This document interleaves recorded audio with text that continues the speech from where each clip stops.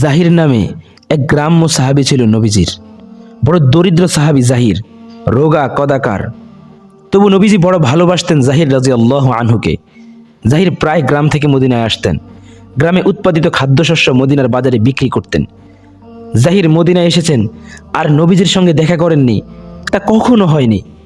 তিনি যখনই নবীজির দরবারে আসতেন, গ্রামের সবজি ফল ফসল হাদিয়া আনতেন। জাহির যখন ফিরে যেতেন, নবীজি বড় দরদ ভরা কণ্ঠে বলতেন, জাহির আমাদের গ্রাম, আমরা জাহিরের শহর। প্রিয় এই সাহাবী একদিন মদিনার বাজারে পণ্য বিক্রি করছিলেন। নবীজি সাল্লাল্লাহু আলাইহি সাল্লামের কি যেন খেয়াল হলো। তিনি চুপি চুপি জাহিরের পেছনে গিয়ে দাঁড়ালেন। তারপর পেছন থেকে চেপে ধরলেন জাহির রাদিয়াল্লাহু আনহুর চোখ। ভরা বাজারে কেনা বেচার সময় এরকম রসিকতা কারেই বা ভালো লাগে। জাহির রাদিয়াল্লাহু আনহু বিরক্ত হয়ে উঠলেন।